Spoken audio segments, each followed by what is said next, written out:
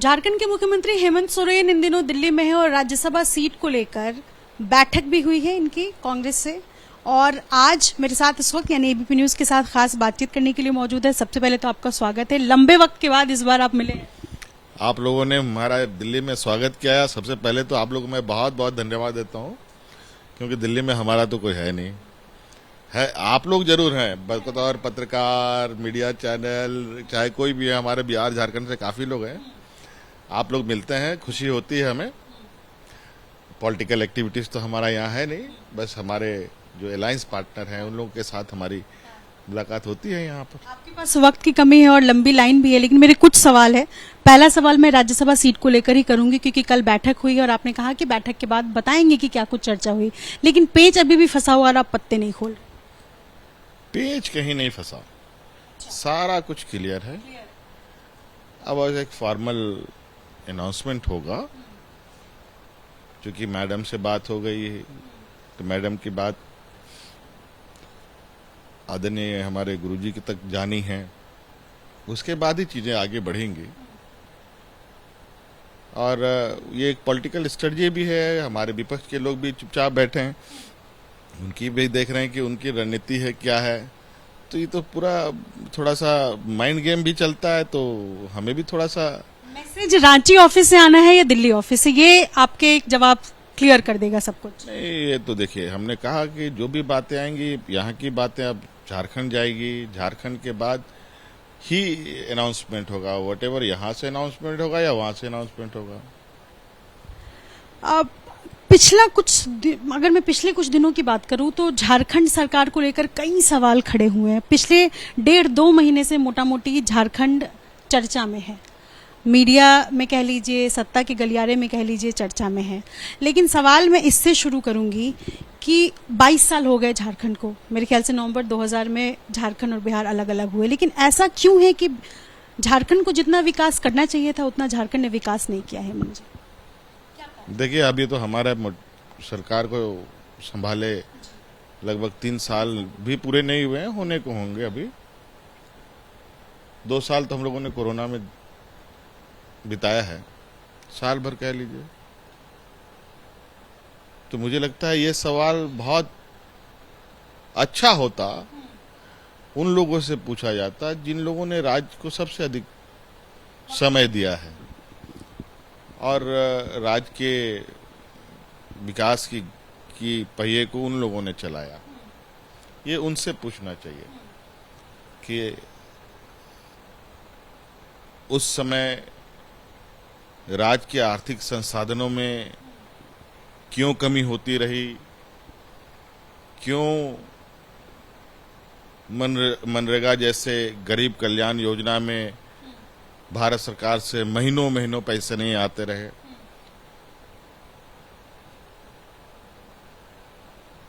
ये सारी चीजें उनसे पूछनी चाहिए। और रही बात हमारे समय में, आज आप देखिएगा, आप जाके जितने भी आंकड़े हैं आप उठा लीजिए। आज रेवेन्यू से लेकर के लोगों के जन कल्याण से लेके, देश में पहला ये राज्य है जहां पर गरीबों को, हर गरीब को पेंशन मिलता है। यूनिवर्सल पेंशन हमारे राज्य में लागू है, जो देश के किसी राज्य में नहीं। हम अपने खर्चों से फॉरेन स्कॉलरशिप चला रहे हैं, जहां आदिवासी, दलित, पिछड़ा, अल्पसंख्यक के बच्चे विदेशों में जाकर के पूरा का पूरा स्कॉलरशिप राज्य सरकार देती है। आप कितनी तारीफें कर रहे हैं झारखंड की, लेकिन आज की तारीख में झारखंड भ्रष्टाचार का खाद्यान्न बन गया है। हाल ही में पिछले महीने ही पूजा सिंघल वाला मामला आया। सवाल ये उठता है कि क्या हेमंत सरकार को जानकारी थी पूजा सिंघल के बारे में? देखिए, सवाल ये आपने किया, सवाल मैं भी करता हूँ।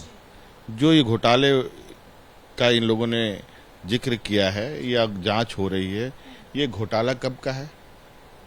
आपकी सरकार में नहीं। मेरी तो राजनीतिक पैदाइशी भी नहीं हुई थी।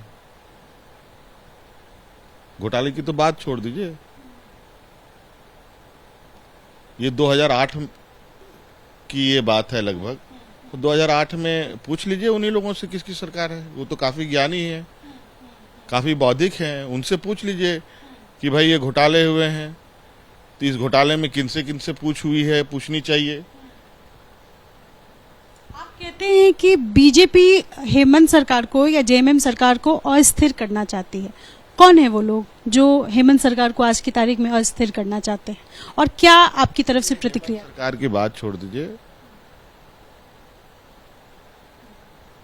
हमारे विपक्ष के लोगों को सत्ता की इतनी भूख है और चूंकि स्वाभाविक कह सकते हैं 20 सालों तक झारखंड के परिप्रेक्ष्य में बात करें तो 20 सालों तक इन लोगों ने राज्य को एक जोंक की तरह चूसा है और खा करके ये मोटे हो गए। अब तो वो बाहर हो गए तो इनके जो मोटापा है उसमें घटोतरी आ रही है, तो तकलीफ तो होनी ही है। तो उसी की तड़प है। आज देखिए जहां जहां बीजेपी सत्ता से बाहर है वहां क्या कर रही है। देश में जहां गैर बीजेपी शासित राज्य हैं वहां आप देख लीजिए हो क्या रहा है। ये नहीं चाहते कि लोकतंत्र के द्वारा चुनी गई सरकार को और लोकतंत्र के मैंडेट का वो सम्मान करे। इनकी फितरत रही है कि एक सौदागर का और एक व्यापारी माइंडसेट का खरीदो और बेचो, मुनाफा कमाओ, इतना कमीशन, इतना इंटरेस्ट, बस यही सब करते रहो। झारखंड के मुख्यमंत्री के ऊपर आरोप है कि माइनिंग की लीज आपने ली, खनन का पट्टा लिया, हालांकि उसे बाद में आपने रिटर्न कर दिया। उसी मामले में अगर मैं गलत नहीं हूं तो चुनाव आयोग ने आपको 14 जून को पेश होने को कहा है। सवाल यह है कि एक मुख्यमंत्री होने के नाते आपने अगर माइनिंग लीज ली तो आप उसको कैसे जस्टिफाई करेंगे? मैडम एक बात बताइए, आप मुझे मुख्यमंत्री के रूप में आप ही ने सवाल पूछा, आप जरा पता कर लीजिए कि देश में कितने मुख्यमंत्री हैं और केंद्र में कितने मंत्री हैं जो व्यापार से जुड़े हुए हैं। जरा बता दीजिए, थोड़ा सा मेरा आईक्यू भी बढ़ जाएगा। है कि नहीं लोग? आप कह रहे हैं व्यापार करने वाले मंत्री हैं कि नहीं? और मेरे इस संदर्भ में देश के बड़े जजेस का, supreme court chief justice of India का भी कानूनी राय स्पष्ट है कि ये जो हो रहा है वो असंवैधानिक है, आर्बिटरी हो रहा है, गुंडागर्दी हो रही है। आप कहेंगे कि बीजेपी बिल्कुल हाथ धोकर आपके पीछे पड़ी हुई है, क्योंकि लगातार आपसे पहले रघुवर दास की सरकार थी और वो आप पर लगातार खुलकर आरोप लगाते रहे हैं कि आप ये हाथ धो के पड़े हैं ना, इनके हाथ ही कट जाएंगे आने वाले समय में, चिंता मत कीजिए। कौन देगा? हम लोग इनके मिट्टी से नहीं बने हैं जिस मिट्टी के ये बने हैं। हम लोग झारखंड के मिट्टी के लोग हैं।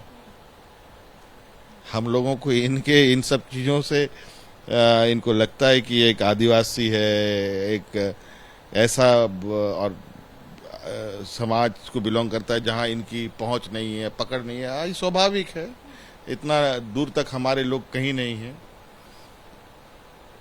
आज के पत्रकारिता में भी कहाँ है हमारे एक भी ट्राइबल? बताइए कहाँ देश के सर्वोच्च स्थान पर है? आज ये इतने जुगाड़ और इतनी मेहनत और इतनी जद्दोजहद के बाद तो आज इस जगह पर आए हैं, तो इनको तकलीफ होना है कि एक आदिवासी, दलित, पिछड़ा अगर उनके साथ बराबरी में बैठ गया तो इनके लिए कितनी शर्म की बात है। आपने देखा है कि दलित के घरों में जा करके ये खाना खाते हैं, तो और वो खाना कहाँ से आता है वो भी मीडिया में आता है। तो इनके कथनी और करनी में बहुत फर्क है। सीएम साहब, अगर आपकी विधायकी चुनाव आयोग रद्द कर देती है, ऐसी स्थिति में आपके बाद यानी सेकंड नंबर पे आप किसको देखते हैं झारखंड सरकार को? और मगर का सवाल का जवाब बहुत कठिन है।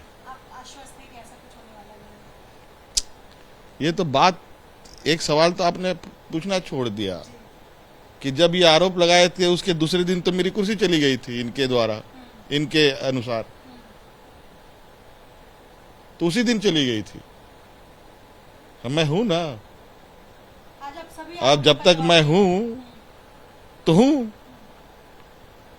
और मैं आपको पहले बताता हूं, मैं जैसा था वैसा हूं और वैसे ही रहूंगा। क्योंकि आप सभी आरोपों के जवाब दे रहे हैं, कई बोगस कंपनियां हैं आपके पास, सेल कंपनियां, उनके सहारे पैसों का कारोबार, लेन देन, इन सब पर क्या कहें? अरे भैया, कंपनी चलाने का क्षमता कहाँ है? हम कंपनी चलाते हैं। वो अकल दिमाग होती तो मैं भी नेतागिरी कर रहा होता, या राजनेता में आता, या राजनीतिक क्षेत्र में आता। मैं भी कहीं का एयरपोर्ट नहीं खरीद रहा होता, कहीं का बंदरगाह नहीं खरीद रहा होता, कहीं का कोल माइंस नहीं ले रहा होता, और लिया भी तो मात्र स्टोन का चिप्स, सोने का माइंस नहीं ले लेता। आखिरी के 2 सवाल है। क्या गजब आरोप! मतलब इनके आरोपों पर मुझे हंसी आती है कि आरोप भी ऐसा कि लोग, अगर समझदार लोग सुने तो हंसे। ये हम लोग मतलब खपड़े में अगर एस्बेस्टस भी चढ़ाएं तो इनके पेट में दर्द।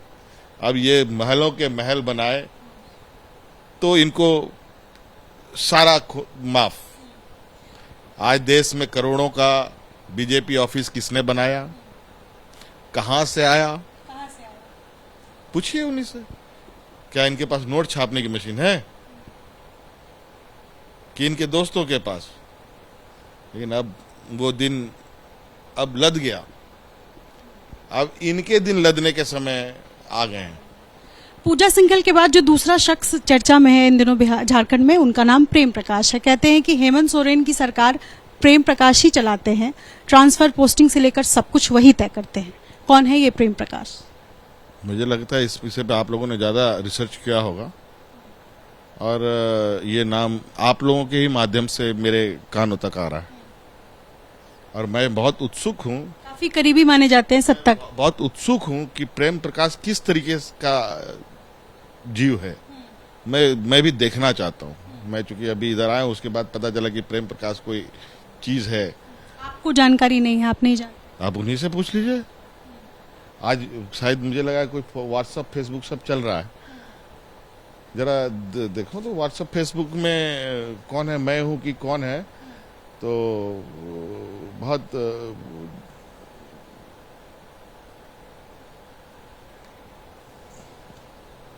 मैं आपको दिखाता हूँ। मुझे आया है, किसी ने भेजा है।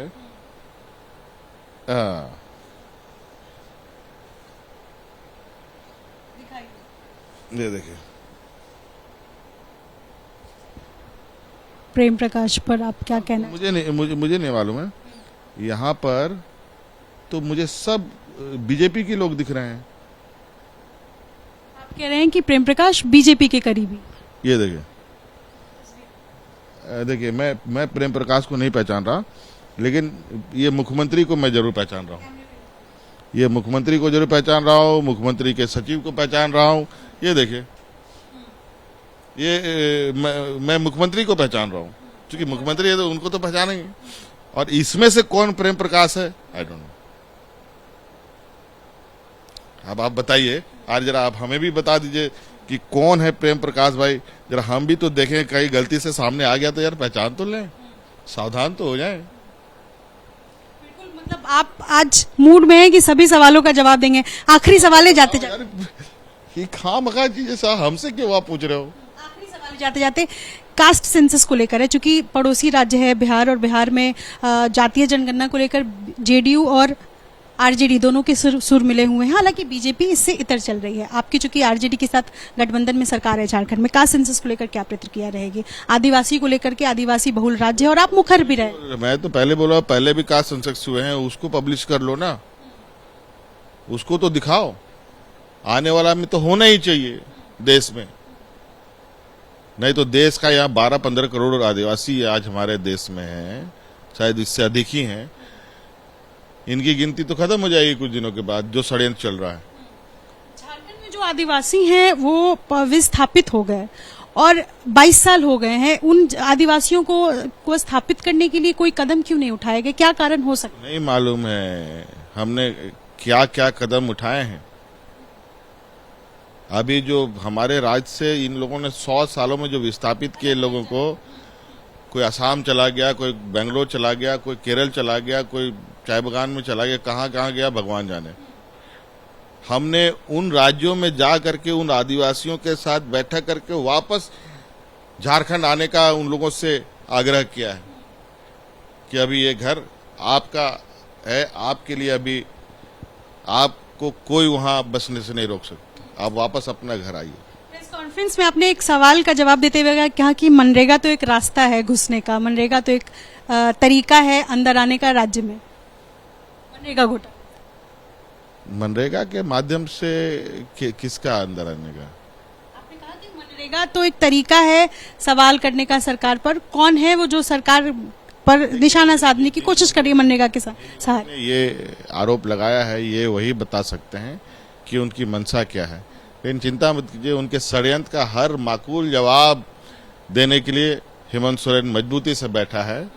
और मैं बता दूं, जब तक मैं यहाँ हूँ इस राज्य का बाल भी बाका नहीं होगा और न सरकार का बाल बाका होगा। बहुत बहुत शुक्रिया बातचीत करने के लिए। हेमंत सोरेन इस वक्त बड़ी मतलब मैं कहूंगी कि बड़ी बेफिक्री से सारे सवाल का जवाब देते हुए, हालांकि उन्होंने कहा कि सरकार जाने वाली नहीं है, उल्टा बीजेपी पर ही कई तरह के सवाल उठाए हैं। और ये भी साथ में कहा है कि मनरेगा घोटाले को लेकर जिस तरह से सवाल उठ रहे हैं, ये सिर्फ एक रास्ता है सरकार पर सवाल उठाने का, और तमाम तरह के सवालों का और अपने ऊपर लगे सभी आरोपों का जवाब उन्होंने एबीपी न्यूज के कैमरे पर दी है। अपने सहयोगी दीपक के साथ नितिश्री, एबीपी न्यूज, दिल्ली।